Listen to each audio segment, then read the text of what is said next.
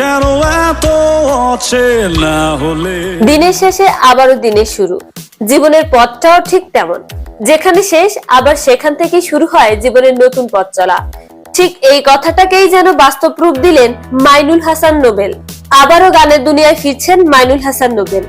নোবেলের শুরুটা আকর্ষক হলেও শেষটা ছিল দুঃখজনক। হারিয়ে ফেলেছিলেন নিজের পরিচয়। সাধারণ গান পাগল মানুষদের ভালোবাসা থেকে বঞ্চিত হতে থাকেন তিনি। আবারও নতুন করে শুরু করার প্রত্যাশা ব্যক্ত করেছেন তিনি। মাইনুল হাসান নোবেল পরিচিতি পায় বাংলা সারেগামাপার মাধ্যমে। দুই বাংলার মানুষদের কাছে তিনি ব্যাপক জনপ্রিয়তা পান। এবার কথা হচ্ছে, কেন এত জনপ্রিয়তা থাকার পরেও তার গানের ক্যারিয়ারের সমাপ্তির দ্বারকোঠায় ছিলেন নোবেল।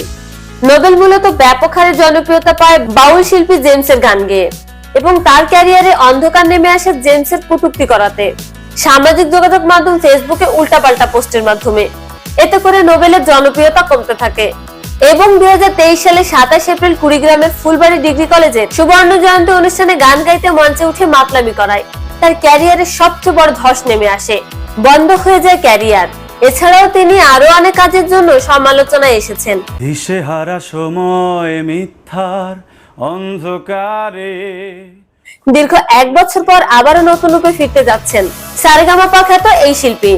দেখা যায় দরদ সিনেমার পরিচালক অনন্য মামুনের সঙ্গে একটি ছবি শেয়ার করে নোবেল ক্যাপশন লিখেছেন, গুণী চলচ্চিত্র পরিচালক অনন্য মামুন ভাই আজকে আমাকে স্মরণ করেছিলেন।